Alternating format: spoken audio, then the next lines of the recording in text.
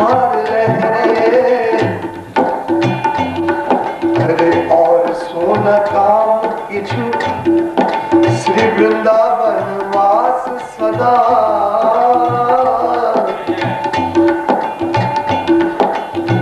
और सोना काम किछु श्री वृंदावन वास सदा।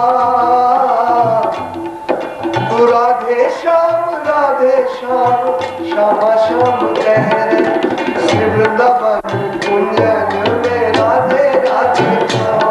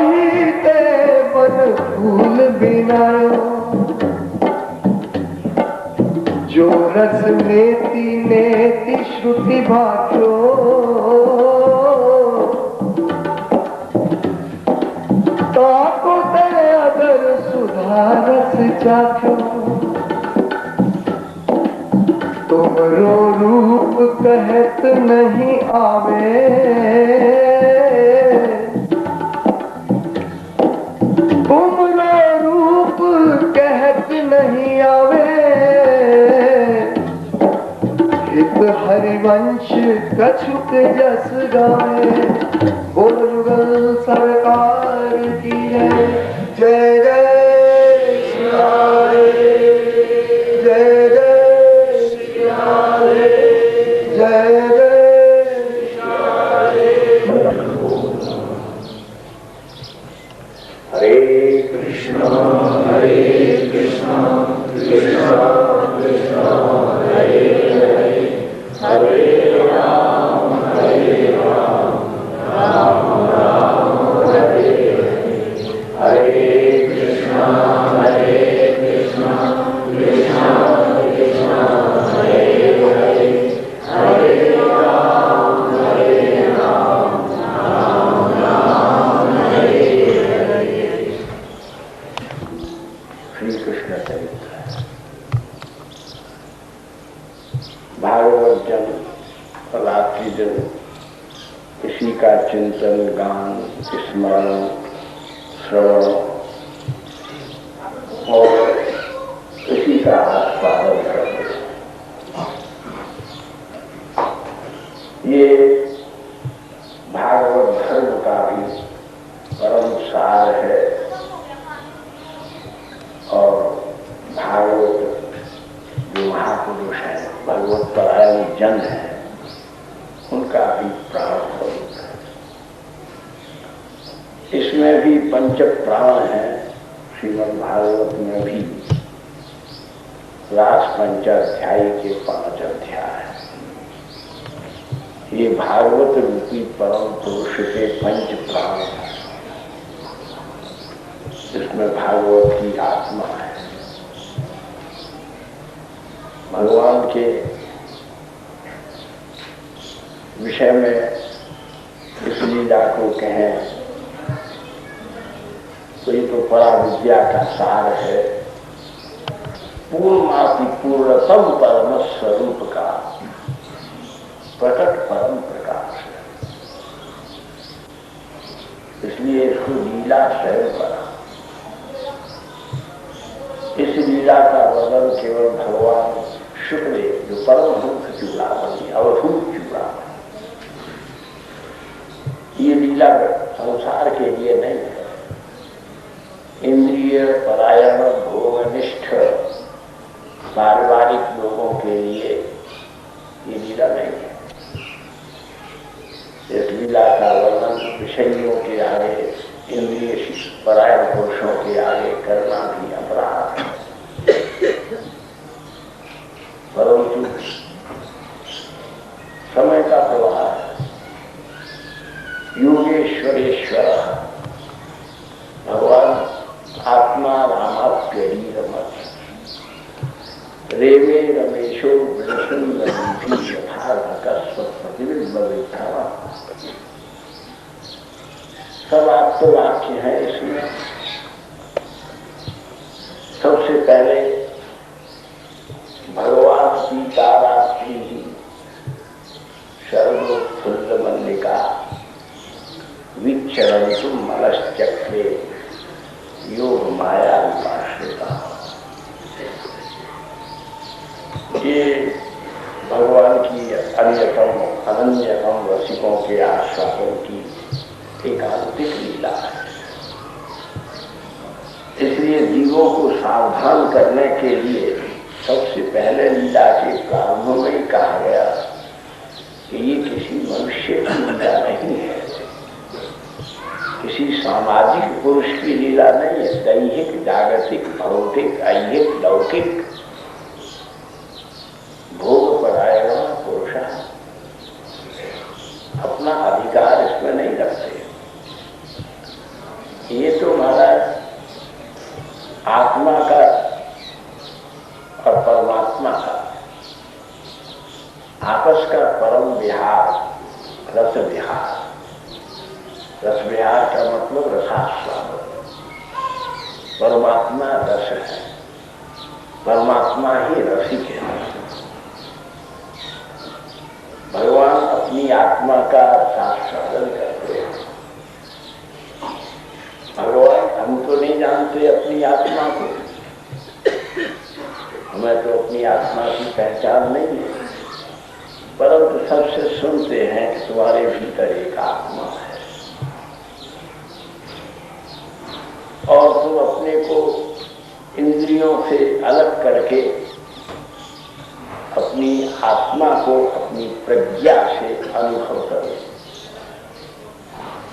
यही तत्व से, भक्ति से, ज्ञान से, योग से मनुष्य प्रयास कर सकता है। इसमें इस लीला से अधिक बड़े, गंभीर और इस लीला से अधिक भगवत तत्व को प्रकट करने वाली अन्य कोई लीला नहीं है।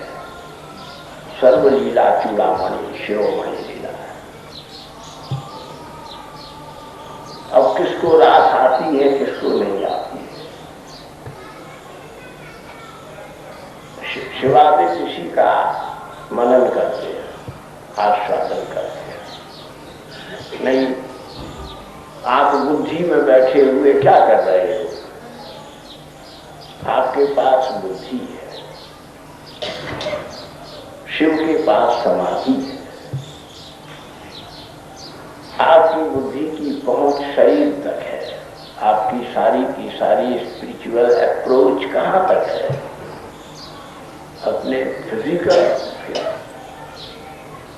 अपने शरीर तक। अगर शरीर विज्ञान की दृष्टि से शरीर के दर्शन की भी यदि बात करें तो शरीर के द्वारा प्राप्त होने वाले सुख भी आपको कहाँ प्राप्त हुए? उनकी सीमाएं आपको कहाँ ज्ञात हैं? चाहे आयु में ये सीमित है, अद्यवाद्य शतान्ते वा, तुम अपने कर्म से 100 वर्ष भी रह सकते हो, 1 वर्ष भी नहीं रह सकते। परंतु इस शरीर की के द्वारा किए गए पराविद्या के मनन से, गुरु की कृपा से, इंद्रियों के निग्रह से, आत्मा के साक्षात्कार से, सर्व प्रकार से किए हुए साधनों के साधु परिणाम से जीवन की प्रगति, प्रकाश, विकास किस सीमा तक हो सकता है, कब हो सकता है, उसकी अवधि और परिधि दोनों की कल्पना आप नहीं कर सकते।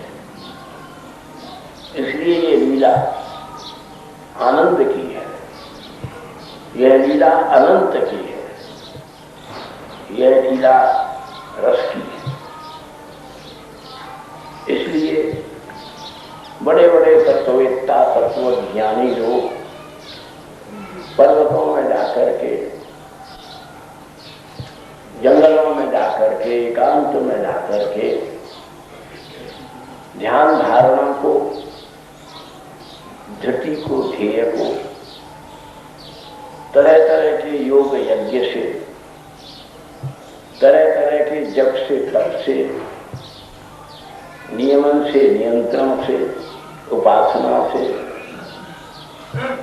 उपाधियों के आवरण को तोड़ते हैं और निरुपाधि वृत्ति के द्वारा अंतःकरण में प्रवेश पाकर के, अवस्थित होकर के निरंतर ध्यान करते हैं कि हमारा एक तो यह स्वरूप है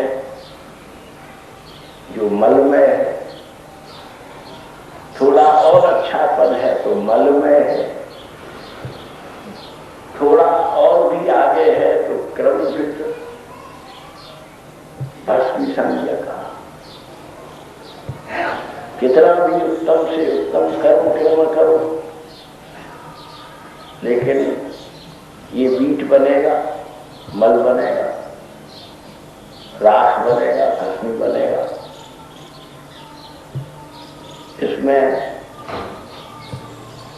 शरीर को अगर गाड़ दिया गया तो क्रमी बन जाएगा, क्रमी भस्मी संज्ञा है। आगे चल करके बहुत इस शरीर के विषय में भागवत में विचार किया। हम एक दिन रुक्मिणी जी के वाक्य से निवेदन भी कर चुके हैं। सब इस शरीर के भीतर क्या आवरण है और हम में और भगवान में क्या फर्क है। हमारे पास में जो कुछ संपत्ति है वो यह शरीर ही है। इसके शरीर के बिना न आप बुद्धि को ठीक कर सकते, न मन को ठीक कर सकते, न चित्त को ठीक कर सकते, न इंद्रियों का निग्रह निरोध कर सकते। लेकिन इतने कीमती शरीर को, जिसको पाना दोबारा संभव ही नहीं है, भगवान गति दे सकते हैं लेकिन दोबारा मनुष्य शरीर नहीं दे सकते। दुर्लभो मानुषो देह और तत्रापि दुर्लभम मन्ये वैकुंठ प्रियदर्शनम। मनुष्य शरीर बहुत दुर्लभ है और इसको हमने बुरी तरह से तहस नहस किया है। इसको रोगों के गड़े में फेंका है, भोगों के कूप में ढकेल दिया है, चिंताओं की ज्वाला में भूना है और आकांक्षाओं के धुआं में इसको काला कर दिया। और हमारे पास क्या है? लेकिन जिन्होंने शरीर को सावधान होकर के, ज्ञान युक्त होकर के, ध्यान युक्त होकर के, अनुसंधान युक्त होकर के, व्यर्थ के अन्य विचारों से, आचारों से बचा करके केवल निधिध्यासन में रखा है, आत्मचिंतन में रखा है, मनन में रखा है, उन लोगों को अंतिम समय में इस बात की प्रसन्नता अनुभव होती है कि क्या मिला क्या नहीं मिला इसकी बात तो नहीं कहते, लेकिन मन में यह संतोष तो है कि हमने इस शरीर का, इस प्राय हुए स्वरूप का, शरीर का पाना क्या है? जीवन की सबसे मूल्यवान अपॉर्चुनिटी।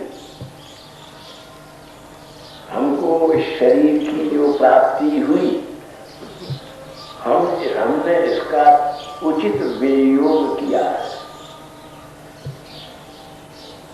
ताव अपने लंबे जीवन को देखें, जिनके पास इतनी आयु बीत गई है, अपने व्यतीत को, अपने अतीत को, अपने प्रणीत को देखो।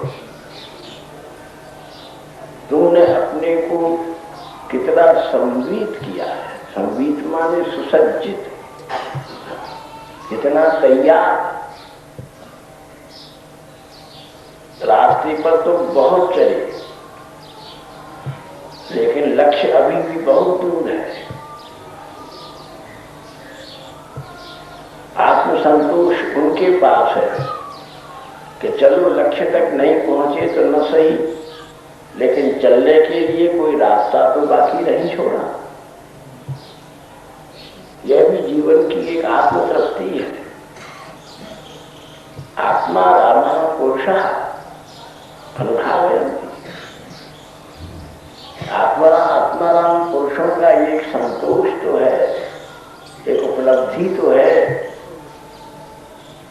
कि कम से कम अब हमारे अंतर द्वंद में यह चिंता तो नहीं है कि अभी इतना रास्ता और रह गया है। अब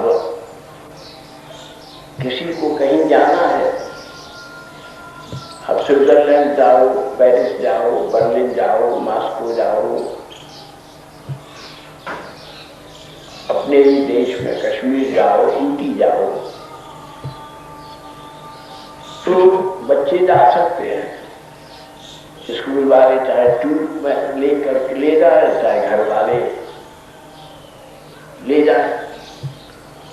लेकिन अब हम सभी से किसी आदमी से कोई कहे कि वहां तक चलो, तो दो ही तरह के लोग मिलेंगे। एक तो कहेगा कि चलते चलते तो जीवन बीत गया, लेकिन कोल्हू के बैल की तरह से अपनी ही एक धुरी के चारों तरफ घूम रहे हैं, कहीं भी नहीं पहुंचे हैं और कहां पहुंचता है यह भी नहीं जानते। एक वो है जो इस संतोष से समाधि लगाए बैठे हैं कि जहां तक हमको चलना था वहां तक चल के आ गए हैं, और हम अध्यात्म के ऐसे प्रतीक्षागार में बैठे हुए हैं,